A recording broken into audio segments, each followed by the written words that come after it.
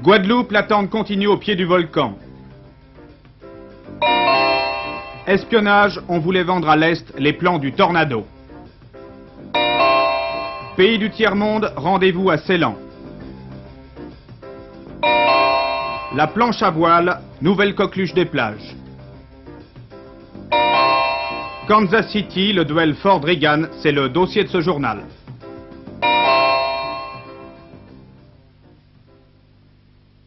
Et oui, le duel à la convention républicaine de Kansas City, en plein pays du blé et des bêtes à cornes, c'est en termes de western qu'il faut parler. D'un côté, le shérif en place, Gerald Ford, 2 ans tout juste de Maison-Blanche, c'est encore un peu l'intérimaire.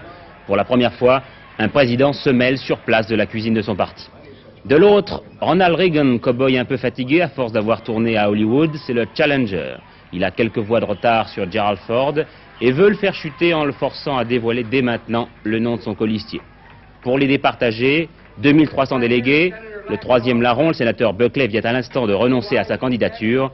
Pour vous faire une opinion, notre dossier en fin de journal. Mesdames, Messieurs, bonsoir.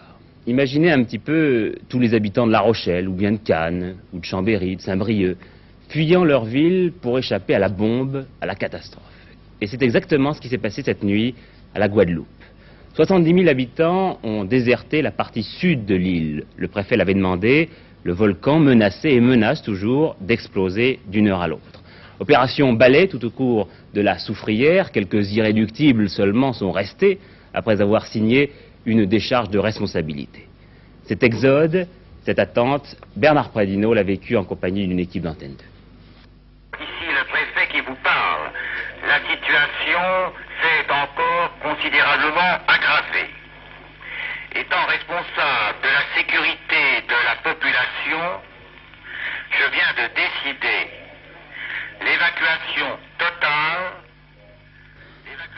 L'alerte générale est donnée. Cette fois-ci, c'est l'évacuation totale et définitive avant l'éventuelle éruption du volcan.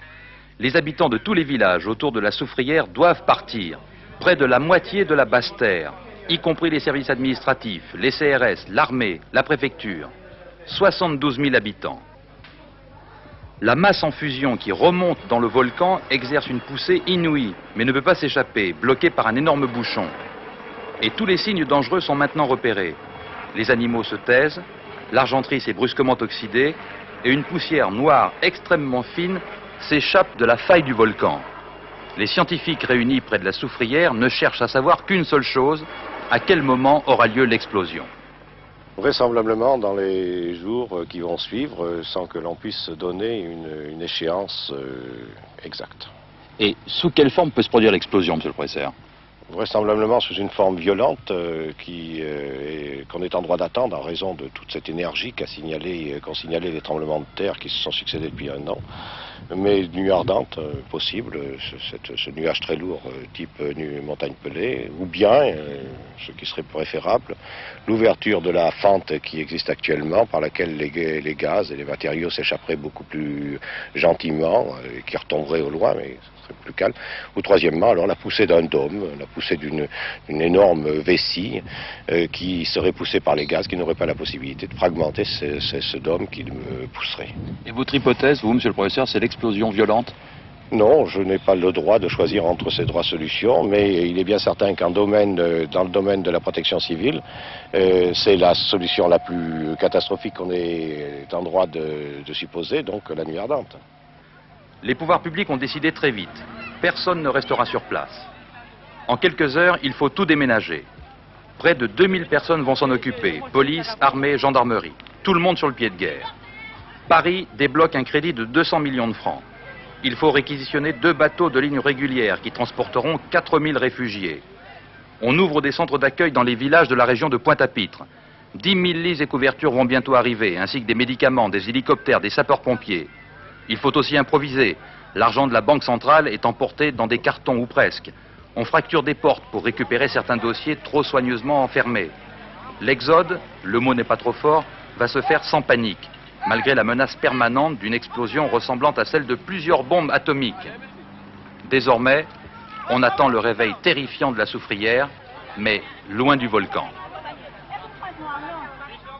Et le calme, la sérénité de ses habitants a quand même un petit peu de quoi surprendre en de pareilles circonstances, d'autant que les experts disent la soufrière va exploser, d'autres ajoutent, vous l'avez entendu, le volcan contient une puissance égale à celle de plusieurs bombas.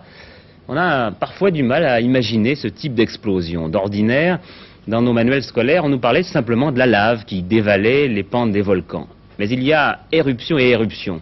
Celle-ci sera sans doute, si l'on veut une image, du type cocotte-minute. La soufrière est un volcan en activité formé depuis longtemps. Il a une cheminée dont le sommet est obstrué par un bouchon fait d'anciennes laves solidifiées.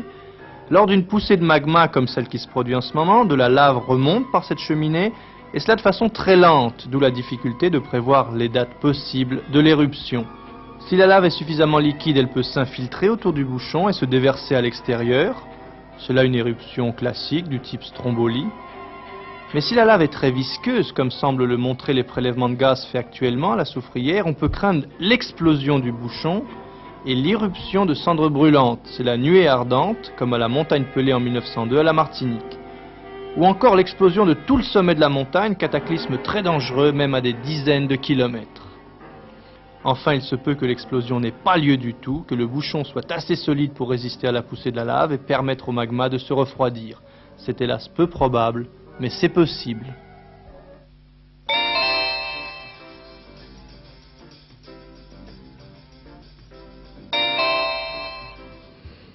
L'Alliance Atlantique l'a échappé belle. Elle a tout simplement failli se faire chipper les plans du Tornado, un avion ultramoderne destiné aux missions de l'OTAN. Alors vous pensez bien que les Soviétiques se sont intéressés à la chose, mais ce ne sont pas eux qui ont tenté de voler les plans, c'est un espion allemand, encore un, qui était à deux doigts de le faire quand on l'a arrêté à Munich, la main dans le sac, une valise pleine de microfilms. Michel Meyer, un bon. Les Allemands tremblent. Ils ont en effet failli perdre les plans de l'avion de combat qui leur permettra éventuellement demain de tenir l'armée rouge en respect. Cette information a été dévoilée ce matin par un journal à grand tirage allemand. Un espion a en effet réussi à s'emparer des plans de l'avion d'avenir de l'Alliance Atlantique, le MRCA Tornado, un avion prototype actuellement en construction en Bavière. À Munich, le contre-espionnage ouest-allemand enquête maintenant depuis plus de 2 mois pour retrouver l'espion. Il ne peut faire partie que d'un groupe d'environ 60 personnes, ingénieurs ou techniciens, qui ont accès au sein de la firme Messerschmitt aux secrets les plus importants de la firme allemande. Cet homme a livré les plans du Tornado à un marchand d'armes belge. Depuis, ce marchand d'armes essayait de vendre sur le marché international du renseignement les secrets d'un appareil que l'on voit ici avant un vol d'essai. Fin juillet, le marchand était sur le point d'aboutir. Les soviétiques étaient acheteurs, montant de la transaction 38 millions de marks. Le marchand d'armes belge n'a cependant pas eu le temps de livrer son matériel top secret. Des agents du contre-espionnage ouest-allemand l'ont arrêté avant. Depuis, les officiers de l'OTAN frémissent à l'idée que ces plans, mais surtout les secrets de fabrication, auraient pu passer à l'adversaire. Les Allemands sont en effet associés aux Anglais et aux Italiens dans la construction du Tornado à géométrie variable. La fabrication de 800 appareils au minimum est prévue pour renouveler le parc aérien des 3 pays constructeurs. On table en effet sur les qualités exceptionnelles du Tornado que l'on peut alimenter en vol pour compenser à l'avenir la puissance numérique des aviations du pacte de Varsovie par rapport à celle de l'OTAN. À la vitesse du son, cet avion peut notamment atteindre son objectif en rasant le sol. Dans l'état actuel des défenses orientales, il est donc pratiquement indétectable par les radars, les fusées soviétiques, mais surtout les fameux MiG-23. On comprend donc l'intérêt des Russes pour ces plans. À quelques heures près, la valise contenant les secrets du Tornado était déjà sur le chemin de Moscou. Un officier du KGB attendait sa livraison à Munich. Mais pour une fois, le contre-espionnage allemand était au rendez-vous.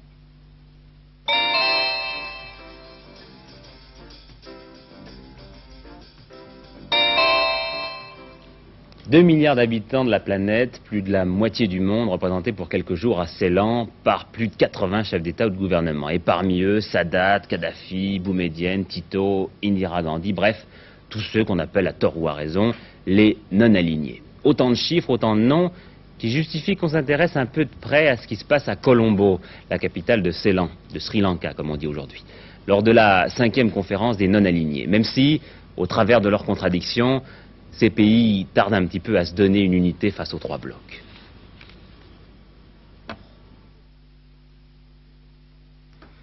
À Colombo, Ancienne-Ceylan, c'est une femme, Premier ministre, Madame Bandaranaike, qui a accueilli les 80 chefs d'État des pays non alignés. Le non-alignement, c'est, ou plutôt c'était en 1956, une voie originale que certains pays avaient choisie pour sortir du sous-développement et du colonialisme, sans pour cela s'aligner ou imiter obligatoirement la voie empruntée par les deux grands blocs de l'époque, l'Amérique et l'Union soviétique. Bien sûr, ces 80 chefs d'État ont aujourd'hui un poids politique important. Ils représentent 2 milliards d'hommes, c'est-à-dire la moitié de l'humanité.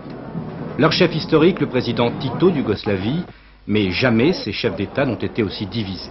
Ouari Boumedienne, l'Algérien, n'a toujours pas réglé le problème du Sahara occidental avec ses voisins marocains. Présents aussi à Colombo, l'Égyptien Sadat et le Libyen Kadhafi. Leurs deux pays sont presque en guerre et la délégation palestinienne prise à partie ce matin par les Syriens.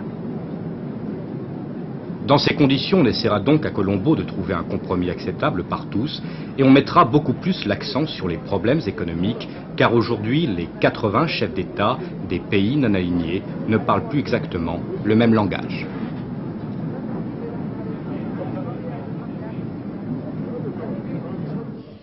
« 15 août, la Sainte-Marie, traditionnellement c'est l'une des fêtes catholiques les plus chaleureuses. Mais il y a pas mal de pratiquants qui garderont cette année un goût amer de ce lendemain de fête. Les divisions des catholiques français se sont accusées, même s'il est bien un petit peu tôt, je pense, pour parler de schisme. 1, 2, 3, 4 messes en grégorien, dans les Ardennes, les Côtes du Nord, l'Allier à Paris, autant de défis des intégristes à l'Église telle que la représente aujourd'hui le pape et ses évêques. Combien était-il à assister à la messe du matin et au salut de l'après-midi? 800 à 1000 fidèles au grand maximum, sûrement pas 3000 comme le prétendaient certains organisateurs de la cérémonie. Il semble donc que l'appel de l'évêque de Saint-Brieuc invitant les catholiques bretons à se tenir à l'écart des activités des catholiques traditionnalistes ait été entendu. Plusieurs choses sont à noter. En premier lieu, l'âge élevé d'un grand nombre de participants, et puis et surtout l'annonce de l'installation d'un prieuré traditionnaliste à Lanvalet, prieuré qui abritera à partir de Pâques de l'année prochaine 4 ou 5 prêtres intégristes. Pour l'instant, le clergé de Bretagne n'a pas réagi à cette annonce. L'autre dimanche, dans un village de Loire-Atlantique, de jeunes agriculteurs ont organisé une fête des moissons originales. On y a battu le blé, comme il y a 30 ans, avec une grosse batteuse à vapeur et des fiers à bras qui portaient sur leur dos des sacs de 100 kilos. Personne n'en a conclu que les paysans voulaient dans leur ensemble abandonner pour autant la moissonneuse batteuse et revenir aux dures moissons d'autrefois. Hier, quelques 10 000 personnes ont assisté à des messes rétro, célébrées entièrement en latin ici et là en France, tandis que 4 millions de fidèles se pressaient dans leurs églises pour y suivre la messe, comme ils le font chaque dimanche. Une messe en français, au cours de laquelle, dans bien des cas cependant, les paroles sacramentelles sont prononcées en latin, car, on l'oublie, ce qu'il y a de commun entre Monseigneur Lefebvre, l'évêque en rupture de Rome, et le plus humble curé fidèle au pape, c'est que lorsqu'ils consacrent l'hostie et le vin, ils peuvent le faire tous les deux en latin, comme le pape lui-même d'ailleurs. Alors que l'un soit revêtu d'une chasuble brodée il y a 100 ans dans un Carmel et l'autre de vêtements sacerdotaux tissés par des hippies, quelle importance. Non, la faute reprochée à Monseigneur Lefebvre, c'est d'avoir, en toute connaissance de cause, ordonné de jeunes prêtres en dépit de l'interdiction du Vatican. Mais Paul VI lui-même ne peut plus rien contre cela. Prêtres, ils sont, prêtres, ils resteront in aeternam. Puisque Monseigneur Lefebvre est un ancien missionnaire, suggérons-lui donc d'envoyer ses disciples où les hommes ont besoin qu'on les aide à lutter contre la faim, l'ignorance, la maladie et la mort, au Sahel, dans les bidonvilles de Sao Paulo, en Inde, au Liban, pourquoi pas. Ils pourront y exercer pleinement et jusqu'au sacrifice la charité, cette vertu cardinale des chrétiens, bien oubliée dans toute cette affaire. Ils y gagneront accessoirement leur paradis, même si Rome n'est pas d'accord.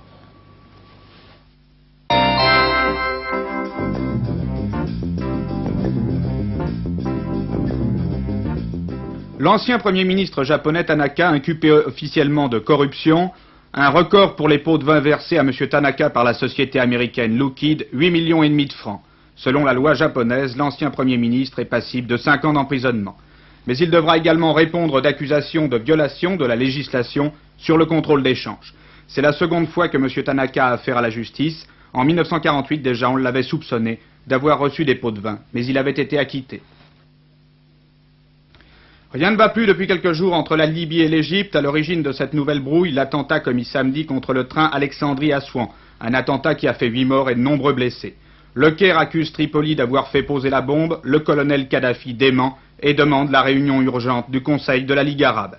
Il faut dire qu'en plus de l'accusation portée contre la Libye, l'Égypte a annoncé qu'elle concentrait des troupes à la frontière entre les deux pays.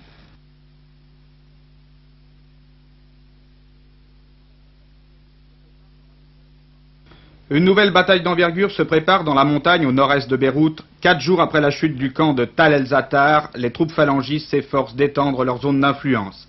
La résistance palestinienne a annoncé que les positions de la gauche et des Palestiniens dans la montagne étaient soumises à de violents tirs d'artillerie. De son côté, la radio, qui est contrôlée par le président Frangier, a lancé un ultimatum aux forces de gauche, leur demandant de quitter la région. Pendant ce temps, à Beyrouth même, les combats se poursuivent. Pour la seule journée d'hier, le bilan est de 90 morts et de 135 blessés. Mars, de moins en moins de chances d'y trouver une forme de vie. La seule expérience d'analyse du sol qui n'avait pas été pratiquée jusqu'à présent a enfin eu lieu. Le résultat est négatif. Il s'agissait de savoir si le sol martien contenait ou non des matières organiques. Les savants de la NASA n'en ont pas trouvé. Mais leur appareil n'est pas très sensible, puisqu'il faut au moins 10 millions de microbes par gramme de sol pour pouvoir les détecter. Viking 2, qui se posera le 4 septembre, apportera peut-être un démenti à ses premières conclusions.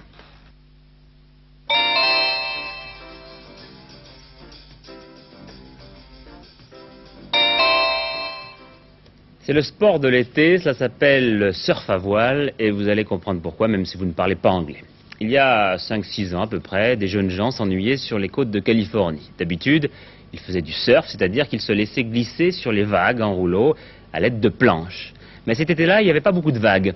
Alors ils ont fixé une voile à leur planche, et ils se sont donc aidés du vent, en anglais wind. Le temps de franchir l'Atlantique, et la mode nous est arrivée de plein fouet cet été. Résultat, 20 000 pratiquants et déjà quelques problèmes. Une planche en plastique, une dérive, un mât articulé et sa voile, c'est le sport de l'été. L'ensemble coûte environ 3 000 francs.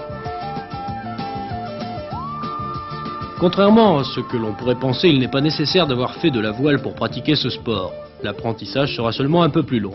D'ailleurs, la planche s'apparente autant au ski qu'à la voile, que ce soit pour les prises de quart dans les virements de bord ou le sens de l'équilibre, indispensable bien sûr. C'est un engin avec lequel il faut sortir que dans la limite de ses possibilités physiques. Parce que on peut très bien naviguer avec aisance jusqu'à force 3 et être totalement incapable de naviguer au-delà de force 4. Allez, c'est parti, vous levez la voile et on y va. Des écoles de surf à voile commencent à se créer un peu partout en France. Ici, au centre UCPA de Bombane, sur le lac d'Ourtin, il faut environ 8 jours pour former un stagiaire. La formation apparaît comme indispensable car si la planche n'est pas dangereuse pour celui qui la pratique, elle fait courir des risques certains aux baigneurs. Pour cette raison, la municipalité de Cannes a interdit ce sport aux abords immédiats du rivage. La planche à voile peut être dangereuse pour les baigneurs parce qu'elle peut acquérir de grandes vitesses. On peut quand même marcher à environ 10 nœuds au milieu des baigneurs. Et si on fait le poids de l'ensemble et puis de l'équipier, on risque de prendre 100 kg lancé à 18 ou 20 km/h. Donc c'est une sage mesure. C'est une sage mesure. Et puis je ne pense pas que le plus drôle soit de faire de la planche à voile au milieu des baigneurs. C'est beaucoup plus amusant dès qu'on a un peu d'eau libre et souvent des conditions de vent meilleures. Le champion du monde de planche à voile est un Californien âgé de 15 ans, mais on a vu s'y exercer des sexagénaires. Quel que soit l'âge ou l'expérience, il y a au moins un point commun dans la pratique de ce sport, du bain sous la planche.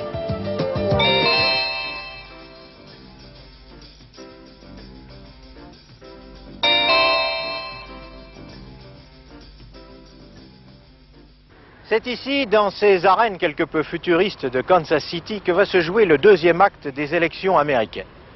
Le premier acte avait eu lieu il y a un mois au Madison Square Garden de New York, vous vous en souvenez sans doute. Ce jour-là, les démocrates avaient élu leur candidat aux élections présidentielles, Jimmy Carter, dans la plus grande unanimité. Pour les républicains, maintenant, à Kansas City, le choix sera plus difficile. Il y a 2 hommes en piste. Gerald Ford, le président sortant, et son concurrent immédiat, Ronald Reagan. L'un et l'autre ont pratiquement autant de chances de l'emporter. C'est pourquoi, pendant toute cette semaine, les quelques 2259 délégués du parti sont réunis ici, dans ce stade, pour se concerter, voter et voter encore s'il le faut, jusqu'à ce qu'ils aient trouvé leur candidat, celui qui va affronter Jimmy Carter aux véritables élections qui se dérouleront, elles, vous le savez, en novembre prochain. Un match passionnant. Pour ces joutes, les républicains ont choisi Kansas City. C'est une ville au cœur même des États-Unis, une ville où il fait très chaud, 40 degrés. C'est un point de jonction entre la côte ouest et la côte est, un lieu de rassemblement. Les républicains l'ont choisi sans doute pour ça, parce que c'est un symbole, mais aussi parce que c'est une région très riche, très puissante, et par conséquent quelque peu conservatrice.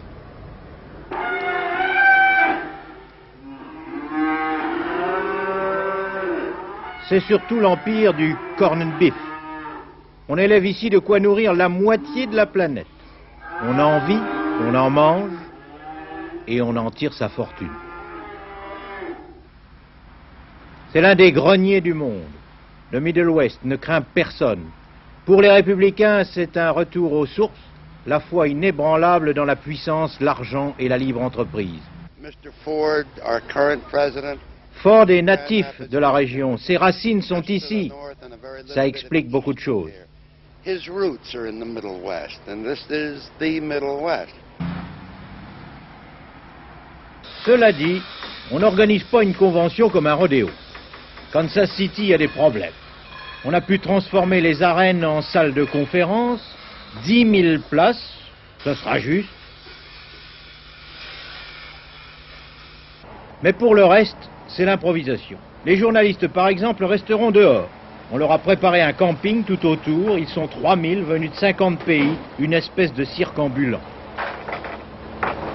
Oui, nous sommes tous dans des trailers autour du Camper Auditorium qui est là-bas parce qu'il n'y a pas assez de place pour les offices, pour faire le film, pour faire le son, pour toutes les choses que nous faisons. Il n'y a pas assez d'hôtels non plus.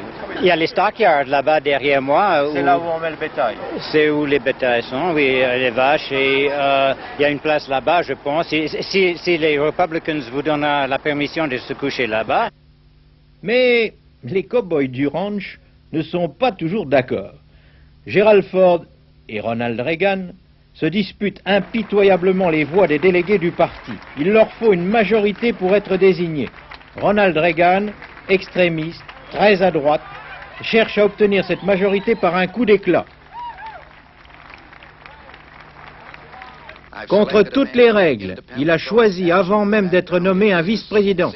Un homme indépendant, dit-il, et qui n'est pas prisonnier du système fédéral, qui n'est pas prisonnier de Washington. C'est le sénateur Schweiker. Manœuvre électorale stupéfiante. Schweiker est à gauche, tout à fait l'opposé de Reagan. Qu'à cela ne tienne, dit-il, à nous deux nous ferons une moyenne et nous rassemblerons le parti. Pas sérieux, bougonne Gerald Ford. Moi, je nommerai mon vice-président quand je serai élu. Et ce sera un homme de mon bord, comme le sénateur Connelly, par exemple. I've indicated my long association and great respect for Governor Connolly. Là-dessus, les deux candidats sont partis à la pêche aux délégués. Votez pour moi, donnez-moi la majorité, sinon le Parti républicain est perdu. Les délégués du Mississippi, par exemple, ne se sont pas encore prononcés. Plus je les regarde et moins je ne peux me décider. On verra cela le jour du vote. Oui, mais on y est maintenant, au pied de la barre. À la pêche aux délégués, les candidats se sont fait mal. Et même très mal. La convention s'annonce difficile. C'est le chaos, comme toujours, dans les conventions de notre pays.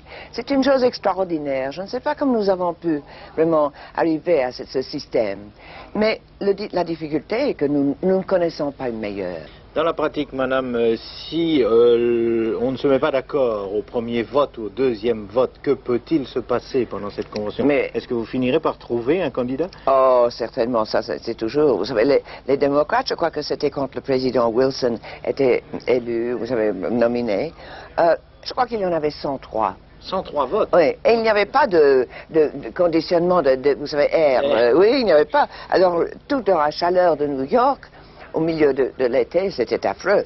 Et on avait les délégués qui évanouissaient d'un côté de l'autre avec le centième. C'était affreux. Mais je pense que cette fois-ci, on n'ira pas jusque-là. Non, on n'ira pas jusque-là. Non, je crois que ça se décidera. Et je crois, personnellement, je crois que M. Ford, le président, gagnera. En tout cas, il sera difficile à vendre, Gerald Ford, même avec toute l'habileté de Kansas City. Ouais, Jimmy Carter devrait connaître son adversaire de novembre pour la Maison-Blanche, en principe jeudi ou vendredi.